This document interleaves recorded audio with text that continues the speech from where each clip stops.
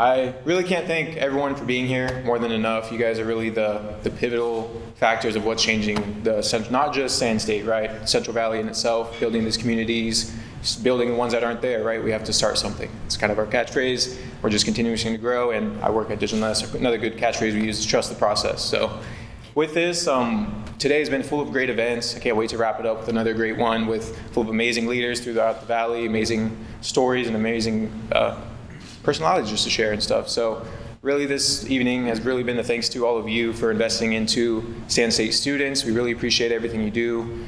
We also want to just focus on the pride. I would love to shout out my WEI team. We have Brenda and Chewy right there. Amazing helps. I have the Glena and Braden over there. Amazing helps. And then we have our VP, Mr. Mark, finishing up a math test. So we'll clap for him in solidarity of the math test. So it's going good. And yeah, we really just pride. That's kind of our driving force, right? We're all proud students of Sand State, and regardless if we get that assistance or recognition, we still drive through it, right? So we're entrepreneurs. We work, we don't let any barriers stop us, we push through everything. Upset some people on the way, but hey, we gotta get it done, right? It's a continuous movement, we want progress, and we really wanna keep pushing. So first of all, I have a few special people to thank. We have Mr. Norm Porges here tonight. Couldn't have done any of this without him. Truly, man with the idea. He trusted me, Dr. Romero, to push this idea through, and as it's growing, all we're seeing is success, really and truly through the community. That's where we're finding our biggest success. So I really can't thank everyone here tonight for being here. I'm going to hand it off to Dr. Romero. I also want to thank Sand State staff for being here tonight as well. Appreciate y'all. ASI, you guys have been amazing all day. Thank you for dealing with me and my 30 different changes to everything. You guys are amazing. So I really want to thank you guys. And yeah, and our media team, Sand State media team, thank you all for being here. And I'm going to hand it off to Dr. Romero. Lead it off for tonight.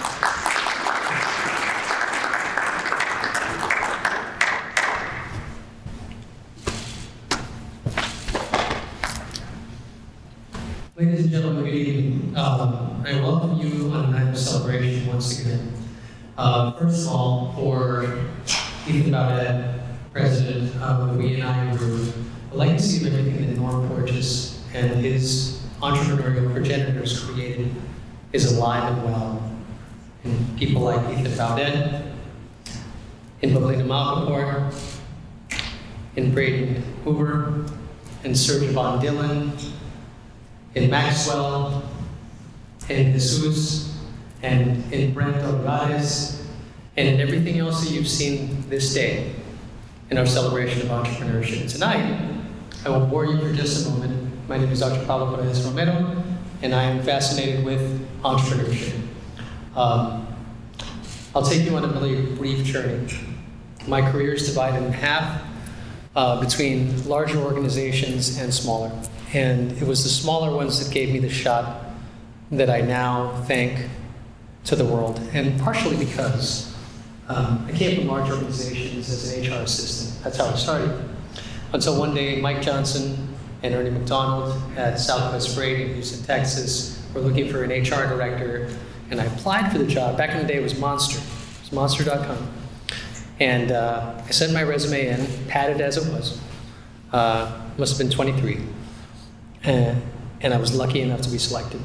So I went into my first interview, and I interviewed with a couple of really hardcore older tech. This is the 90s, guys. Don't be scared.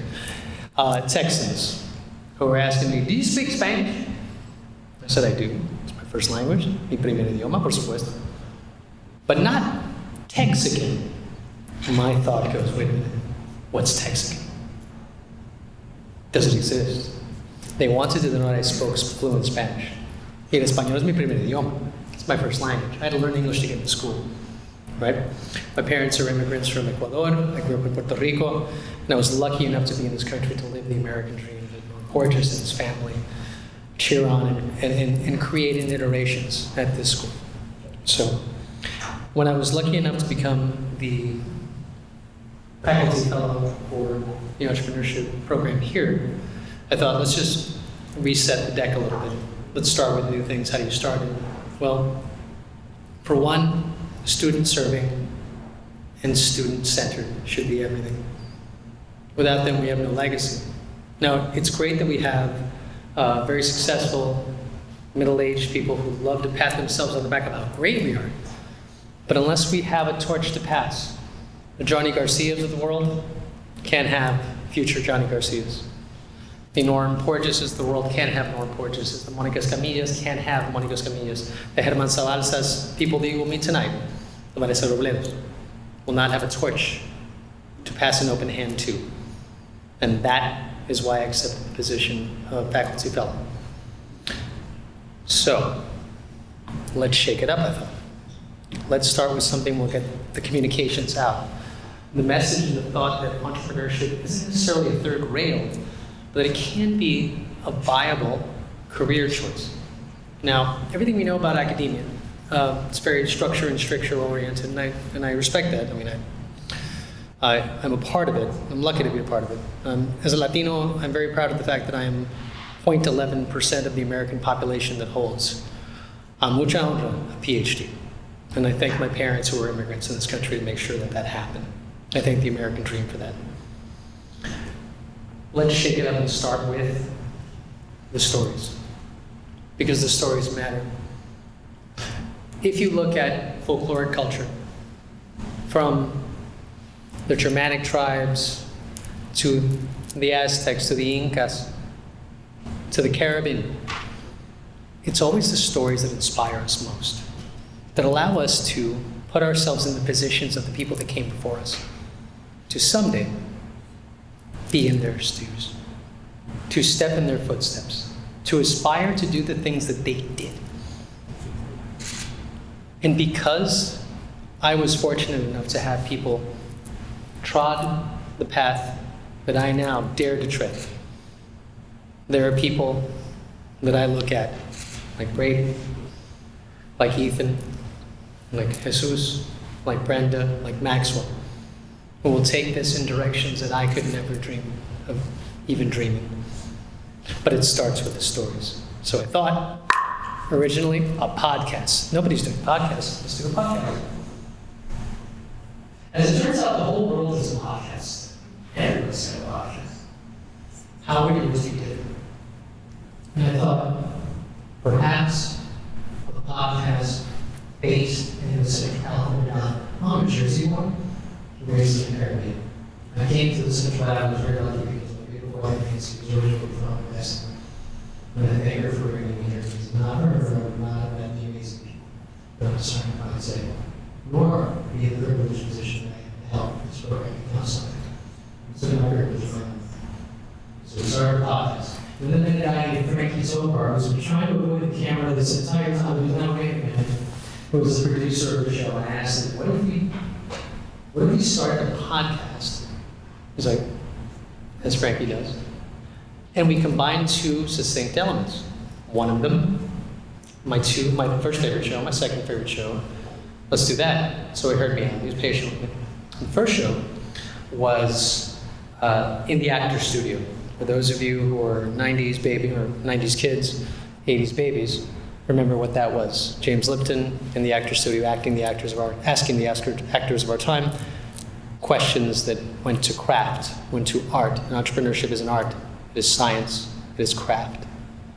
So that was one inspiration. The other was This American Life on NPR, which probably informed the way that I speak, because I've been told by people at the Stanislaus Community Foundation, sorry, names were supposed to be anonymous, Pablo, your voice is so relaxing. I could go to sleep to it. I told my wife, honey, I have a superpower. She was like, I fell asleep. And she's like, well, I mean, it's very relaxing, and my students, guys, so that's my superpower. I'll put them to sleep. But I can also help people tell you, laugh it up. But I also get to help people tell stories, and it's my privilege to do so. So when we started writing the show, we thought of a list of guests. And for me, it was most important to have the people that built this. So there was no way that the Porges family wasn't going to be a part of it. There was no way that Monica Escamilla wasn't going to be a part of it. There was no way that Germán Zabalza, an ally and leader in this community, wasn't going to be a part of it. There's no way that Johnny Garcia, a groundbreaker, a leader, and a friend, would not be a part of this. And then we had to go for somebody who was a touchdown pass. And as a New York Jets fan who doesn't win a lot, I thought I'd throw one long touchdown pass. And that's how Vanessa Robledo became a part of our show. She said yes, and tonight we'll be able to meet and share stories with her. So tonight is a celebration of the stories, not so much the accomplishments, which are ample and amazing, but about the humanity. Because once again, going full circle, were it not for the humanity, nor the stories, nor the moments where we ask ourselves, should I continue doing this? Where will I get my strength from? How will I become who I need to become? The next generation of entrepreneurial leaders would have no one to learn from. And I thank you so much for letting me hear your stories. Let's have a good night. Let's start this up.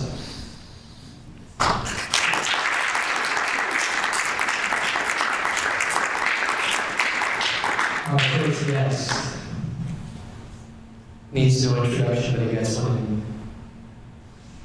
Honorable Dr. Norm Portis,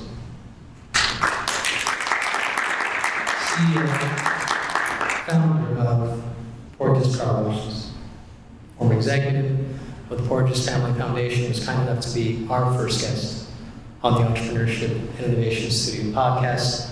For the next 10 minutes, we're going to speak with him and ask him questions about his experience. Norm Portis, please.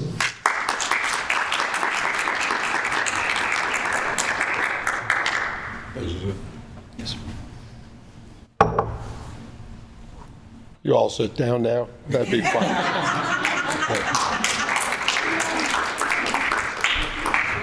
Your microphone.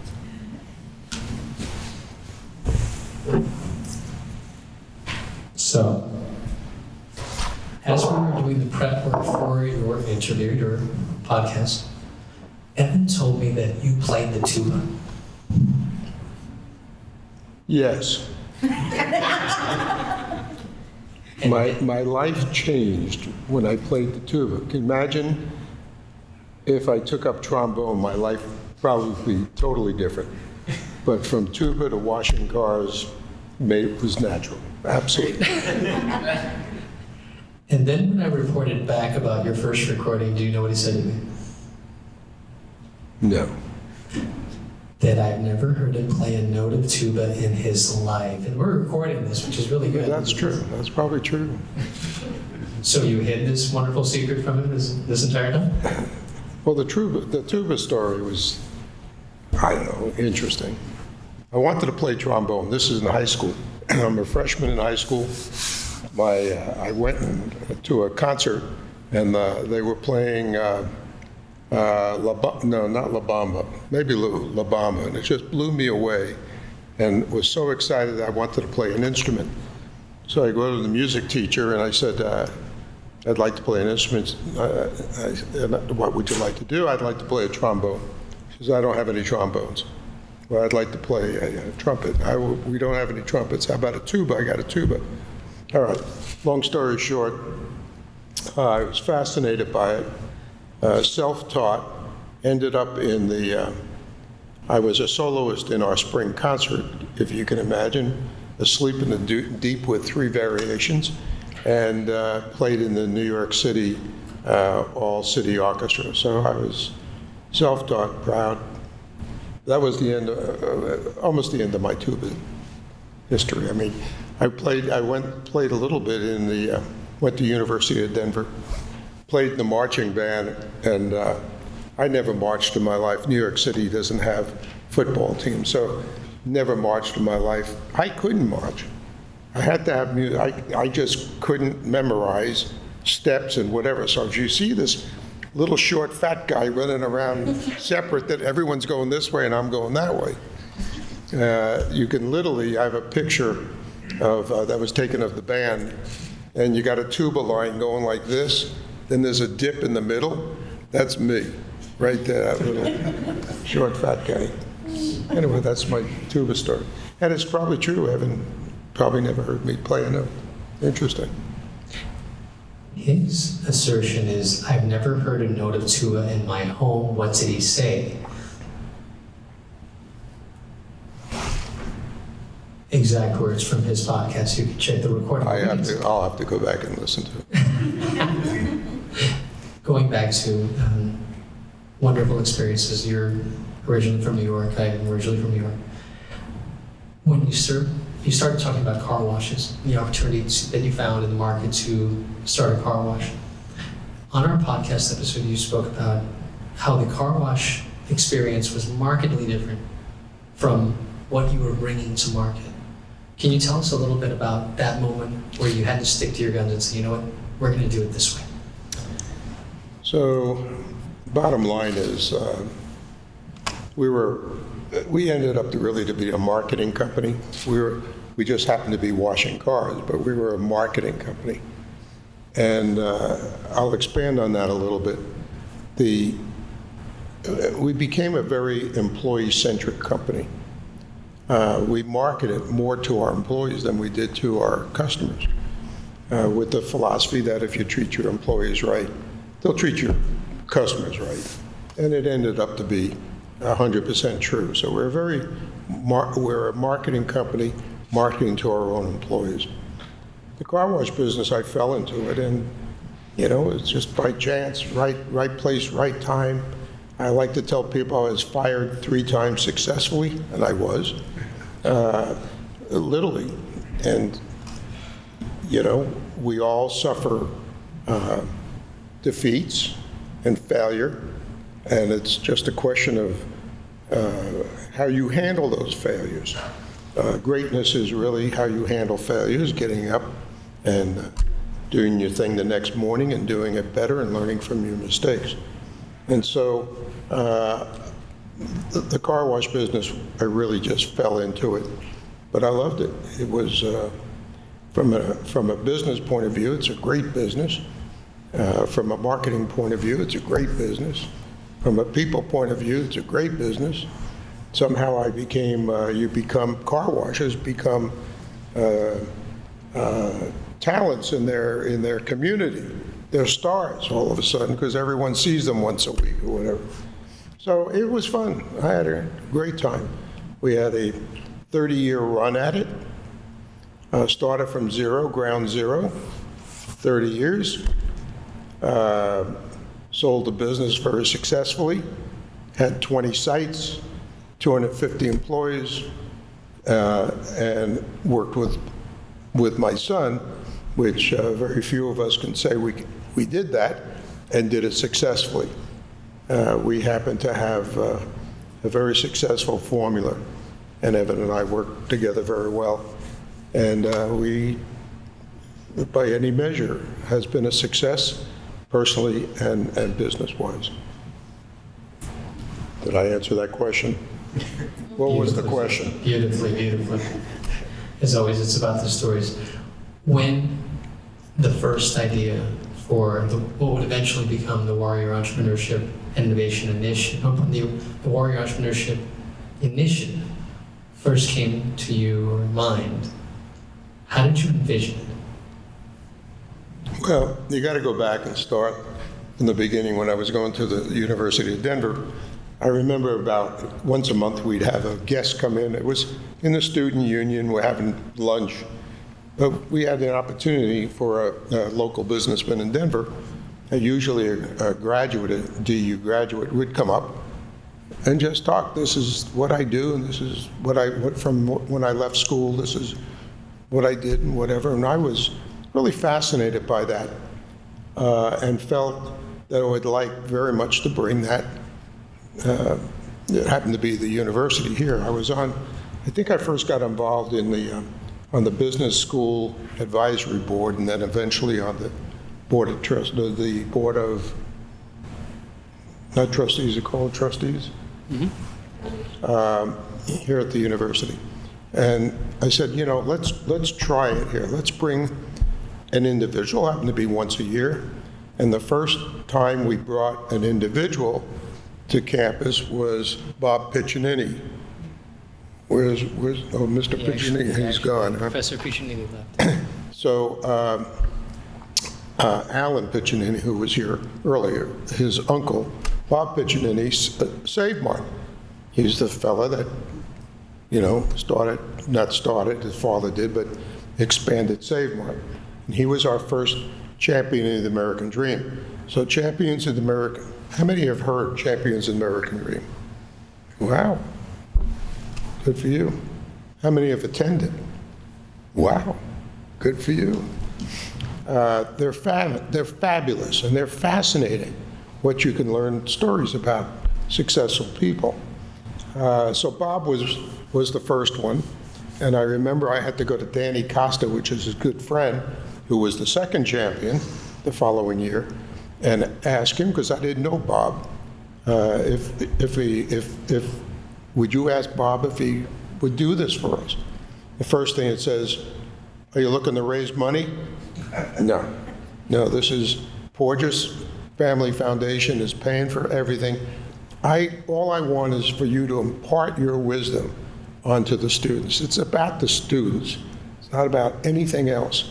For me, it was so motivating to hear from where the rubber meets the road, from somebody that's in the trenches. It was fascinating. So we started and we trademarked Champion the American Dream. Actually, it is copyrighted, and it's been a great program since 1997. So that's where it starts. Then take a step further, as we started tried to develop further the Champion American Dream program. I really was interested, and still am, I would love to have a school of entrepreneurship here, because I think students need to hear and see other options than working at Apple and Google. It's fun for them to go out and say, I'm working for Apple, and they have the pat on the back, and the next day they're laid off, or they're fired, or whatever. So having gone through all that, because I worked for large corporations for first 30 years of my career, there is no security. It sounds like it's security, but it isn't security. And there's more security in operating your own business, because you're in charge. You either do it or you don't do it. So I was very interested in bringing the School of Entrepreneurship, to try to develop a School of Entrepreneurship here at the university. Nothing new. Other universities have it. We don't. Because I think there's so much entrepreneurial opportunities in the Valley, more than anything else. We don't have the Googles. We don't have those big companies here. So to be an entrepreneur, and we see it all every day. We see folks selling flowers on a street corner. That's entrepreneurial, or whatever. So we have a lot of entrepreneurial opportunities here. We just have to get the message out, and basically that was my purpose.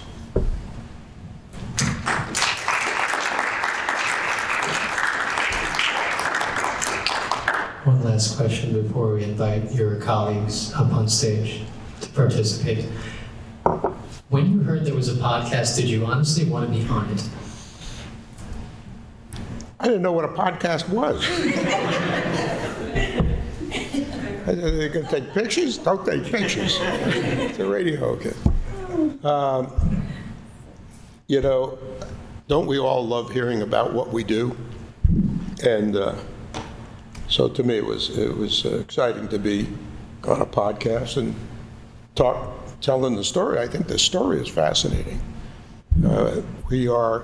Evan and I are seriously and have seriously considered putting together a book about Prime Shine, because I think there's a lot of lessons in there that we can impart some wisdom on some entrepreneurs. Someday we're going to do that. So I was excited to tell the story, just as I am today, being an evangelist for the Prime Shine way. Porges. Thank Thank you so much.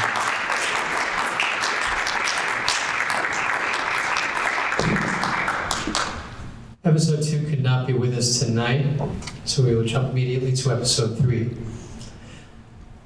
Our third guest exemplifies a non-linear career path.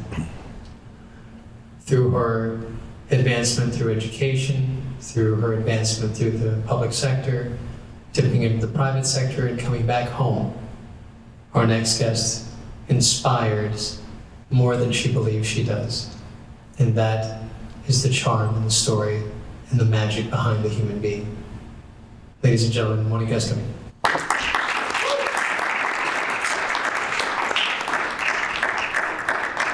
Episode 3, when you were asked to be on a podcast, first reaction. Why? No, I think it was, when I was approached, it was definitely quite an honor. I ended up actually realizing and reflecting why you asked, and being able to say, you know what, I think in the many years that I've been in the community and just in the growth that I've even had, that I truly believed it was time to be able to share my story and feel confident to do so. It wasn't an easy sell, by the way.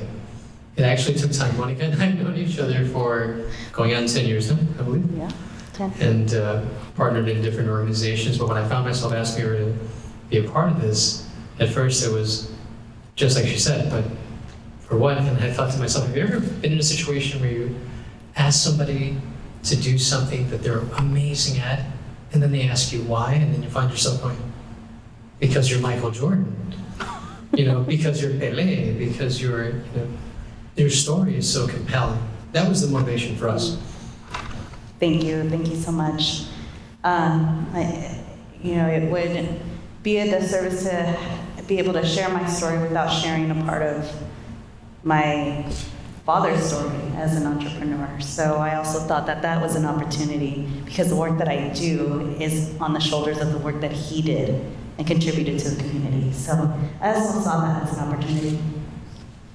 It's a remarkable part of it because, especially in Latino circles, we stand on the shoulders of giants.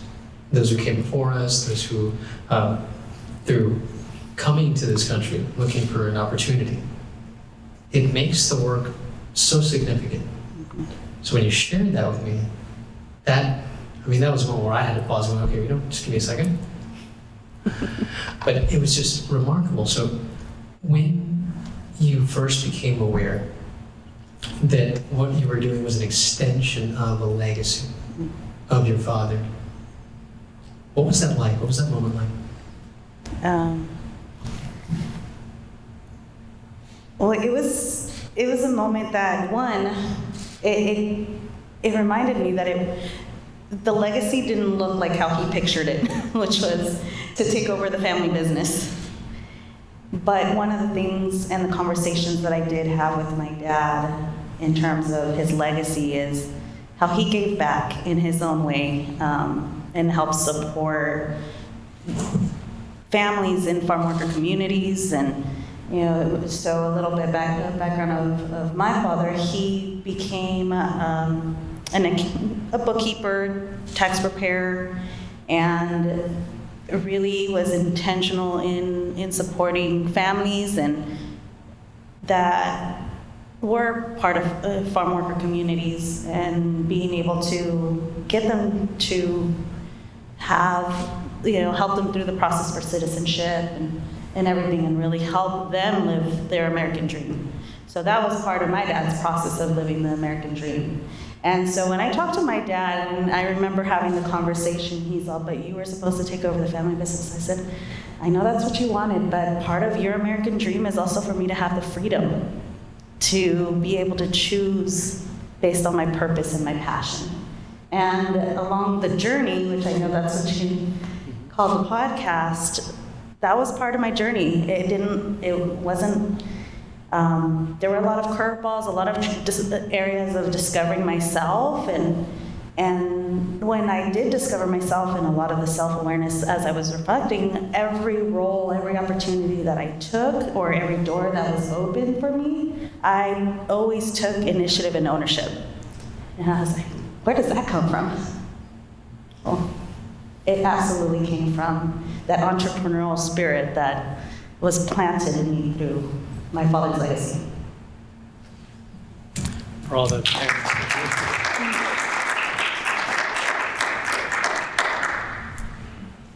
When approached for the podcast, beyond obviously the story, which there almost is no beyond the story, when the questions were sent to you, did they challenge? Did they dissuade? What was it? What was the feeling like? Because I get asked the occasional question about what's it like having a podcast. I was like, it's great. I get to hear stories. Mm-hmm. In your case, you get this amazing platform, not because our platform is great, but just the opportunity and to speak to Latinas Oh. who are starting out, to Latinos who are starting out, to people who have these situations where you live or you feel like you live in the shadow of an amazing, or stand on the shoulders of an amazing human being like our parents. Did that weigh in any way in the yes or no of going on the podcast? The only thing that really weighed was, I think we all have like that imposter syndrome that kicks in again, which is the wife. But I know that I'm in the business of developing people.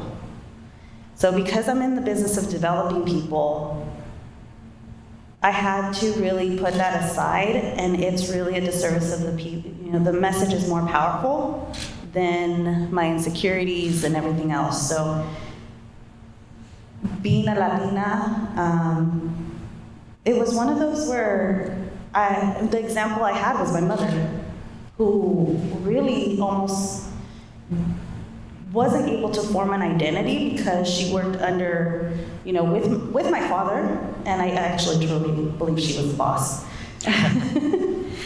But it was a family business, and so the name, the title of the business was my dad, and so it was always, I felt my mom was living under the shadows of my father's, business. And so for me, I think I took that as an example to come out of the shadows and help her. So as I'm also sharing that, I see a lot of young women almost like, out of a lot of things that we go through, that it's empowering to just come and feel empowered to be able to say, you know what, I am worthy to have these leadership roles. I'm capable of being able to be in leadership and really say, I can definitely step into those roles of ownership and taking initiative, and not hold yourself back because you're a Latina, or, and what's been amazing with what we do at Digital Nest is we encourage those people, the individuals that may not see representation where they're at. I just love building the confidence in them to be the trailblazers and to really be that representation in the room, even if it's intimidating. So a lot of times I know that I have sat on boards of different organizations and things, and I was the only Latina. I was the only woman. But I think we all have a lot to contribute and a lot of wisdom. And yeah, I think through that. So that's how I encourage, just take up space and be there and be the representation or trailblazer. One phrase to a 25-year-old Latina, light-skinned, perhaps Venezuelan, Colombian, beginning to come into her own and wanting to know where her place in the world may be. What piece of advice would you give her? Oh, that's a good question. That's a really great question. I think it goes back to what Ethan said earlier. Just really, it became a motto, not just for the center at Digital Nest, but it was the motto of, that became something that I wish I would have learned a lot earlier, was just to trust the process. Trust the process and believe in yourself. Sometimes now you gotta have to be your hype person. Especially when, so I say two things, is there's barriers, there's the social barrier, but then there's also the family barrier. The family will, even though they're the closest to you, may be the ones to knock you down sometimes. And so I think a lot of the times for me, I held myself back because it was that fear of failure, of disappointing the parents, and just all the different things that came with that I just, I would have told my younger self to just trust the process and just push through it and believe in yourself and really find and identify the mentors that are going to help you, because I remember the young me was a troublemaker. No. I would never have seen myself where I'm at now. But a lot of times too is because I didn't know how to surround myself with strong people that can help guide me. So absolutely finding those great people that are here in the room and take advantage of the wisdom in the room. Monica Escamilla, thank you so much for being a part of our...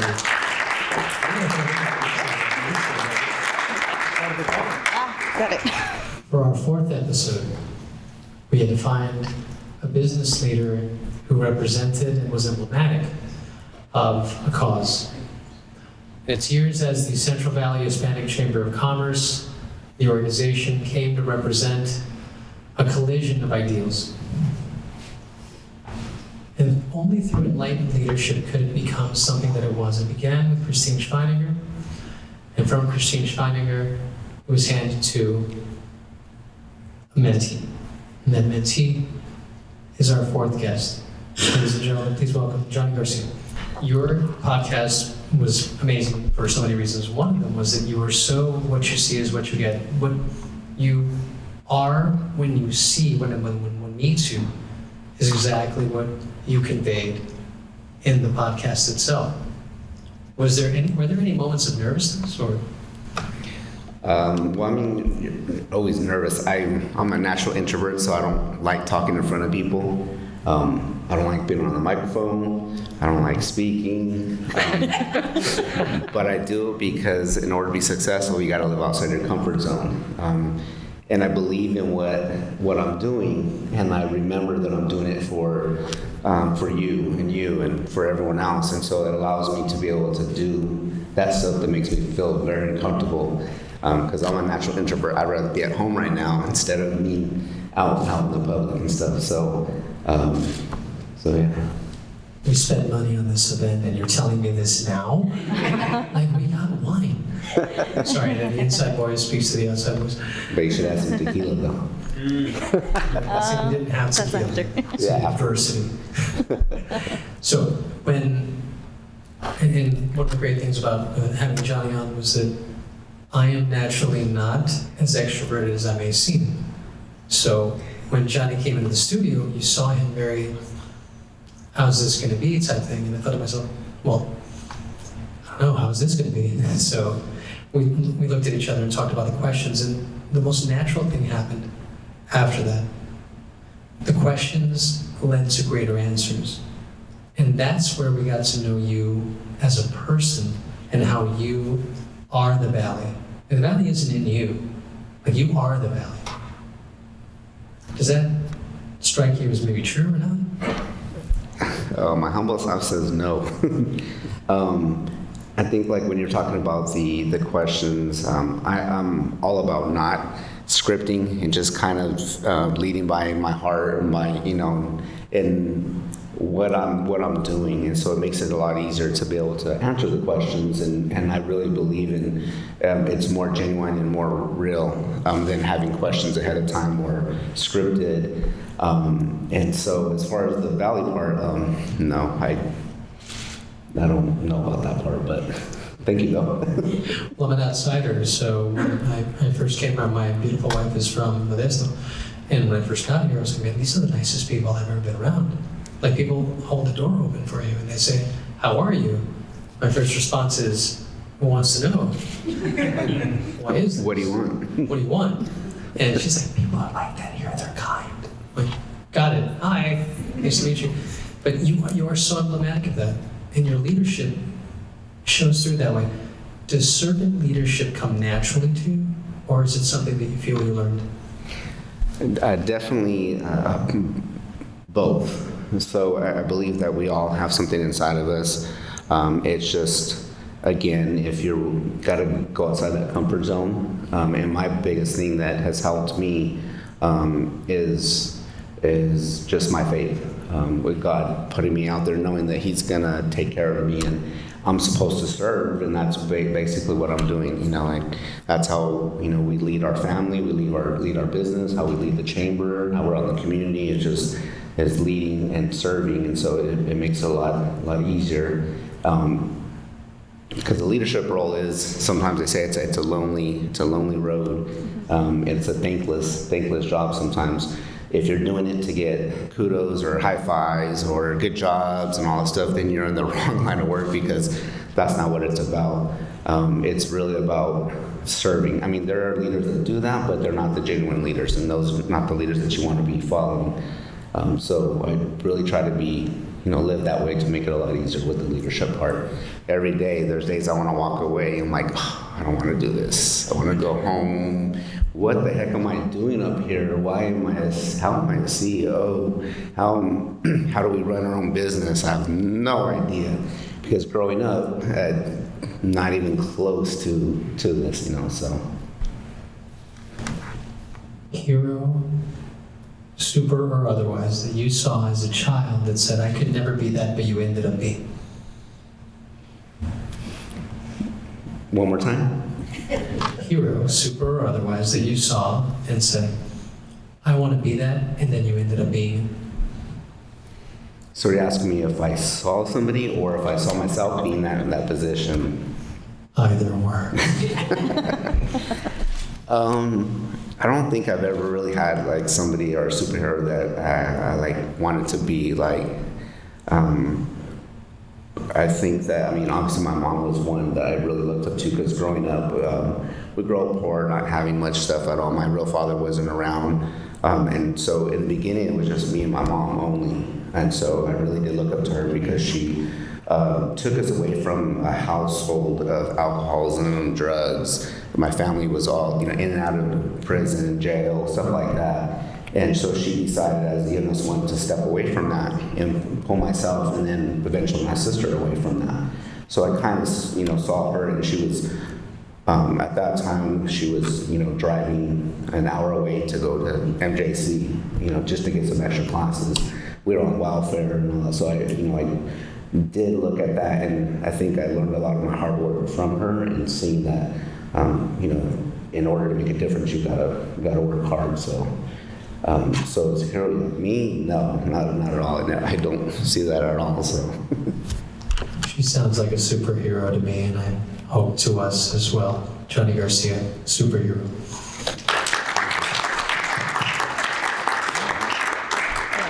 For our fifth guest on the Entrepreneurship and Innovation Studio, I went to an ally, a staunch ally, an innovator by title and by spirit and persona.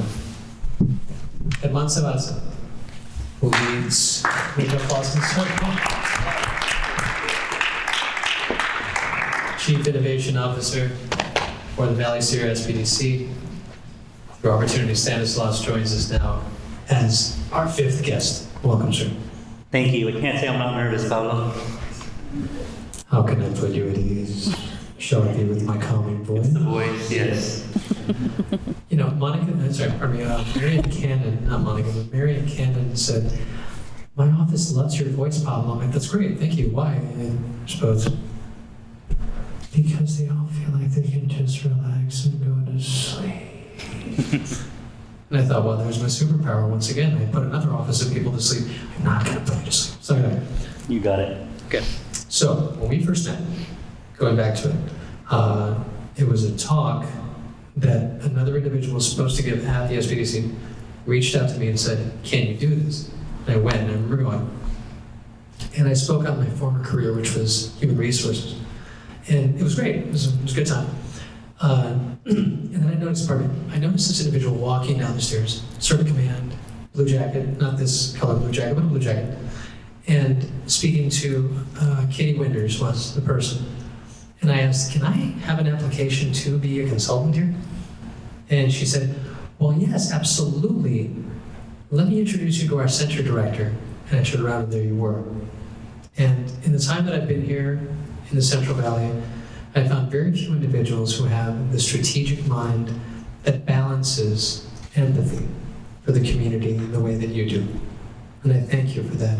What drove you to be on the podcast? Well, like my counterparts here, well, you asked, right? And, we have a great relationship. I think that I consider the SBDC and our work, we're feeders, right? The leaders in the community are the entrepreneurs, and there's several of them in the crowd as well. And they're the ones taking on all the risk, doing the work, creating jobs. Our responsibility as a feeder is to provide the resources to ensure that we have the right tools for them, the right skill set to support the folks. So when you ask, I figured that, both are important. If you want a vibrant community, you're not going to get that with just one or the other. There's a balance there. If we can help minimize some of that risk for the folks that we work with, we're going to do that. So the podcast was an opportunity to really get the word out. We serve about 1,000 clients a year, but there's 20,000 businesses in our county alone, right? So we're making progress, but we're not there yet. So any opportunity to get these resources out in front of the folks that we want to serve, we're going to take advantage of that. So I would say that was the big reason for that. Was it mission over vision? Well, that's a good question. No, I think the vision is important, right? If we look at where do we want to be in 5 years, where do we want to be in 10 years, what type of community do we want to create here? That's vision. However, the vision has to drive the mission. We're doing this because we want to serve our clients. The services are offered at no cost because we want to serve our clients. We work very diligently to find the resources to, compensate our consultants because we want to serve our clients. So the mission is there, but without vision, we're not going to go anywhere.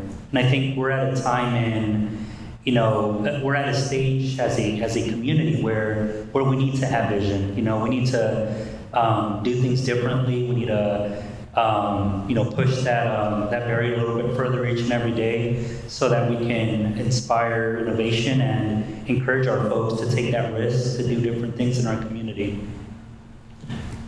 What sentiments, qué sentimientos, were inspired by the title Chief Innovation Officer? What do you mean? When it was first conferred upon you? Okay, when I was offered the position? Mm-hmm. That's a good question.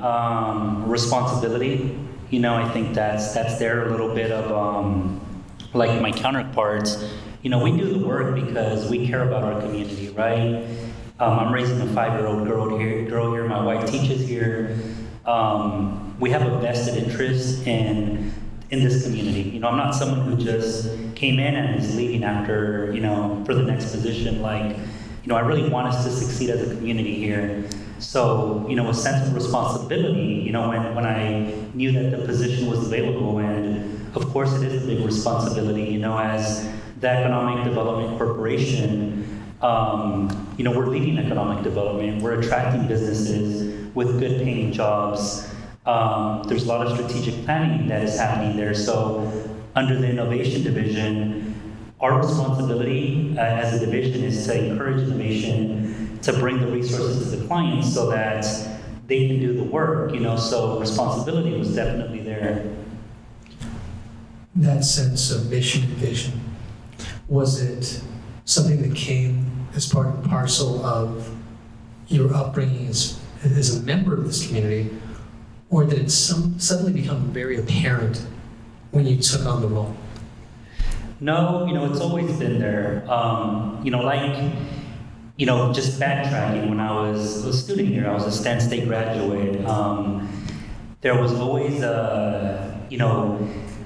I didn't just go to class, right? I wanted to get involved because, again, this is my community. How can I learn new skills? What clubs can I participate in? Relationships are very important. Some of the relationships that I have now, like just seeing how they have grown, and some were speakers, earlier today, this morning, like, it makes you very happy to see that, right? So, yeah. Does that answer your question? It does, in so many ways. One final question. In the future that you imagine for the Central California Valley, what would you like to be the legacy you pass on to the Ethans of the world, to the Jesuses of the world, to the Brendas of the world, to the Briggs of the world? That's a great question, Pablo. So, I think we were talking about it earlier today, and with some of the other folks in the room. This new generation, like, you guys are going to change things. I've hired some of them, right? Like, I have several of them on my staff, and they're questioning everything. They're not just doing what they're told, they're thinking about, like, new and creative ways, right? Like, if we task them with something, they're asking why. And if you can't, if you can't get that point across, if you can't help them understand, they're going to push back and they're going to contribute. They're going to give you ideas that are better that we wouldn't have really thought of. So, the legacy that I think this new generation can take the baton and continue going is, just make sure that no matter what you do, focus on your community, focus on your relationships, learn the skills, take the opportunities, but remember why you're doing what you're doing. And, at the end of the day, if you're mission driven, things are going to go well. So just keep your eye on the prize. Don't sacrifice, short-term gains for long-term results. Herman Sabalsa, thank you so much.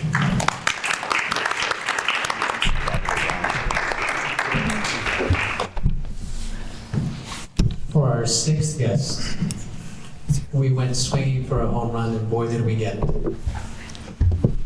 A celebrated entrepreneur, a story worthy of documentary. A person who has inspired Latinas, people of all colors and races, confronted with the question, where do we go? With an idea, with a spirit, with a legacy behind her. From as far as Napa Valley to the Central Valley, I met our next guest on happenstance at a meeting of the Central California Valley Hispanic Chamber of Commerce. And I never forgot her words. Fast forward years later, so like at a humble podcast, I asked the crucial question, will you be a guest? She enthusiastically said yes. Her name, Vanessa Robledo.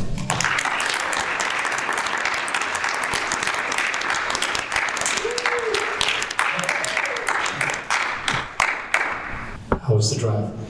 It was actually very nice. Armando drove most of the way, so I didn't have to. Have to deal with it? Yeah.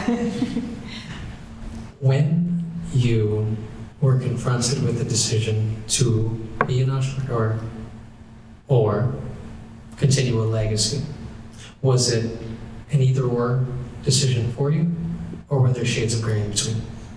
I think it was both, only because knowing the history of how my family worked as farm workers since the 1940s and lived in labor camps, so really started from the ground, building their reputation as master grafters in the wine industry.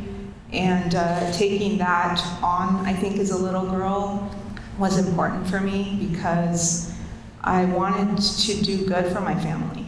And that was always really important. And in order to do that as a woman in my family, I really had to work hard. Because for me, my future was marriage, not work. And I wanted to work. And so I think to stand out was really important in a family of 9 children. Was it more challenging to try to stand out among a family of that size, or to go with the ideas that you were thinking at that time? I think at first it was to stand out from seven sons, and then it was to do what I wanted, to follow my passion, and to know who I was since I was very young, and not try to be forced in something I wasn't. Was it more was there a mysticism that was involved with your being enamored with the wine, with the grape, with the legacy? Or was it more the contribution to the family legacy that enamored you at that point in your life? It started with my family, like trying to continue a legacy that they started, but then it was following my own heart and following who I really was, and from working in something that I feel I can't breathe without, at this point, where you wake up and you see the vineyards and the agriculture part of it, and knowing the history that my family brings to that, but also knowing how much love and passion I have for it. And now I've also introduced it to my daughter, and she is now feels connected to it. She had to move away, to recognize that, but she also feels, I think, the same thing. I've passed that on to her, at least. Some of our speakers today were talking about the kind of the love or money question. Does one find the other? In your lived experience, did the money happen to the passion, or did the passion find the money? I think it came with having the passion, and to following your passion. I've always felt like my grandfather used to say, take care of the vines and they're always going to take care of you. And I've always felt that, I've always worked with the vines, and now making wine, I continue to do so. But I do feel taken care of by my industry, by the farm, by the vineyards, and by the grapes. So it's almost like letting go and allowing me to be me, and allowing for the universe to take care of me, I think. That's an elegant answer that's worthy of an applause, I think. It's podcasters dream of such things.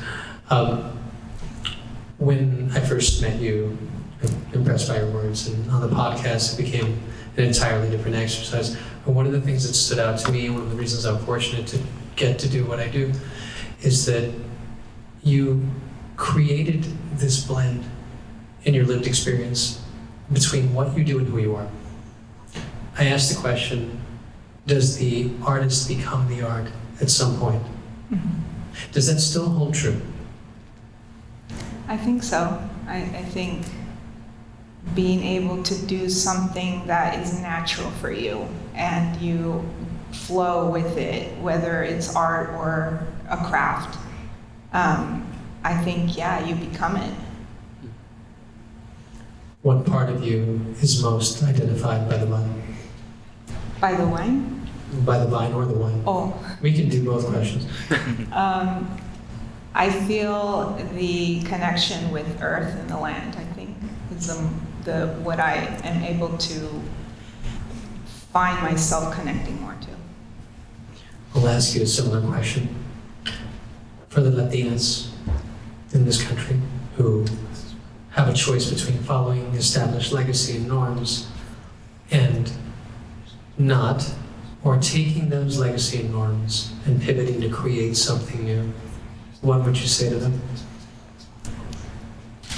I would say that to honor who we are or in our culture is important, but to being true to following our own light, our own ideas of what we want for ourselves is even more important. Because if we're not true to ourselves, we'll die, if not, physically, internally. I think that in order to live and really be happy with ourselves, we have to be true to who we are. Is there a part of you that you find most poetically expressed through a particular wine? I think every wine that I make expresses me, and also the work that I do in the vines expresses me as well. So both are a way of me expressing myself and sharing my story with the world. Vanessa, really thank you for sharing your story with us on the Entrepreneurship and Innovation podcast.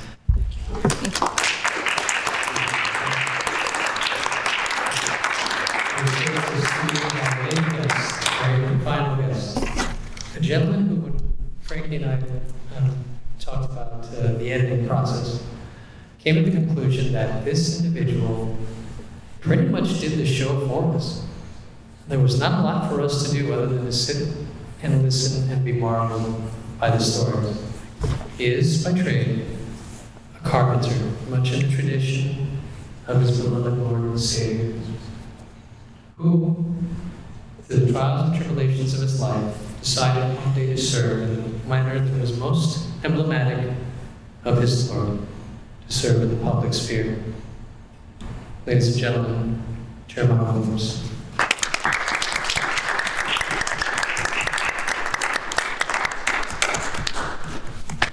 When you were approached at first, why did it take us so long to get through the first 5 emails?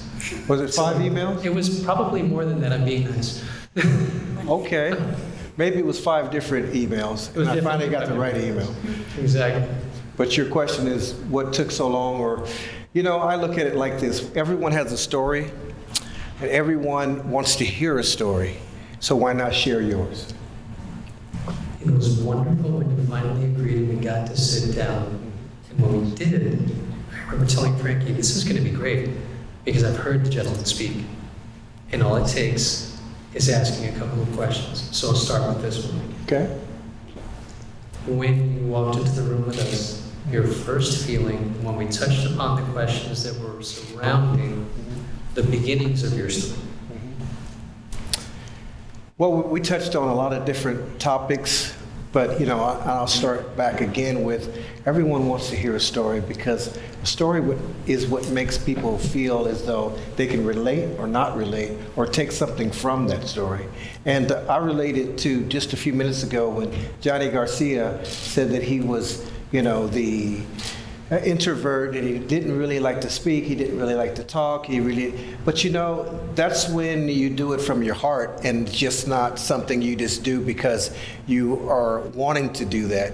And when you're just wanting to do it from a scholastic type of setting where it's educational and this is who I want to be, then it's not genuine. And so speaking from the heart is always the best way of being able to express yourself because it's not what you say, it's what they feel after you said it.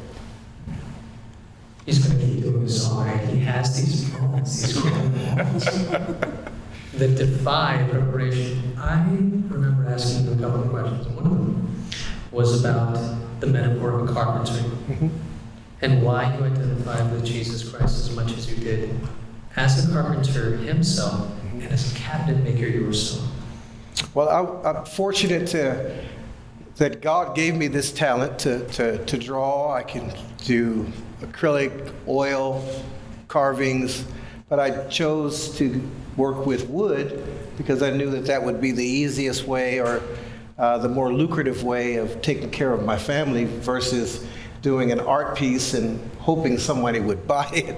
So I went to something that was more norm. But when I compare it, it's, I'm not just building a piece of furniture, I'm also building the character of the people who work with me, work around me, and work for me, because life is all about building who you are as an individual. And a lot of times you can say what you think you want to be, but technically God has a plan for each and every one of us to be what we need to be. And I definitely want to follow through and be what he wants me to be. And if it's a carpenter, if it's sitting here hanging out with Pablo, then that's what I want to do. I don't see how I fit into the devil's plan or the Lord's plan. I don't know which one I fit into. When we started talking about temptations, the parts of life that came before finding that gilded path. You mentioned you were a teacher. Oh, yeah. Well, being a disc jockey, I didn't have very much temptation because of the fact that even then I knew, and I was 16 years old, and a couple of friends of mine, where I moved in with them, it still went to high school here in Modesto. And, I've always had a driven path in my life. And that was, first of all, to be genuine. I never wanted to be counterfeit. If someone called me their friend, I was their friend. And not, okay, he's my friend because he has this, that, or he's a good DJ and he gets me in the parties. No, it's always about your relationships.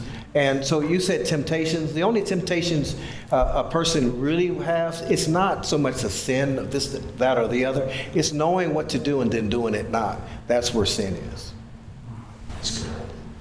He's really good. I don't know where to go with this, but favorite record to lay down the beat.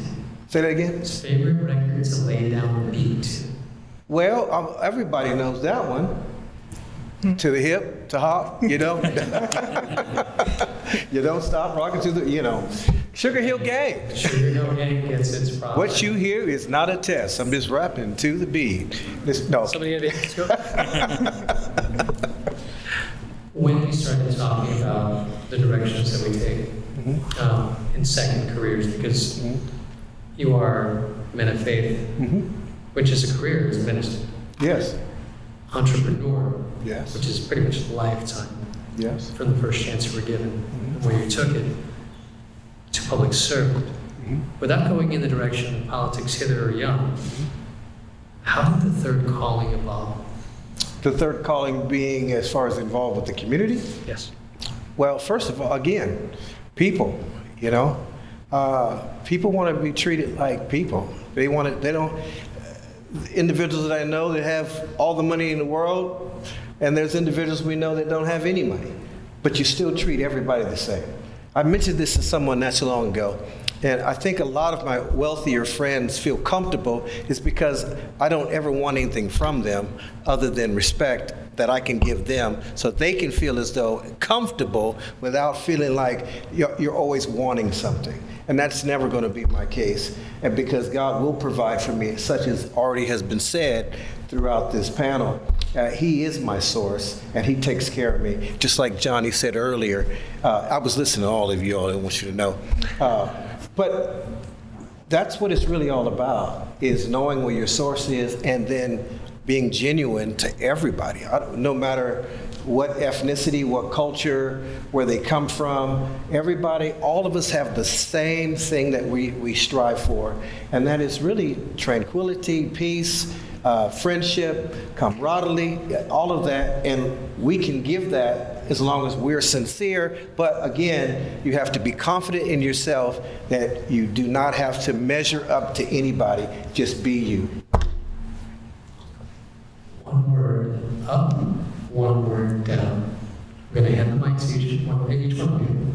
We'll say one word on the way up and on the way down to describe your experience on this panel and as being our guest on the podcast. One word up.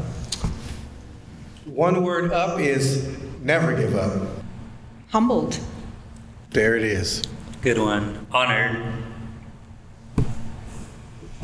Actually, I took my 2 words. Oh gosh. For me, it was. I will definitely just go. It was an honor as well. I'm blessed. One word down. One word down. Next word. Grateful. Yeah. Great words. Empowered. Empowered to continue to do the work. I'm taking note from Jeremiah's book. I think we're all taking note from Jeremiah's book.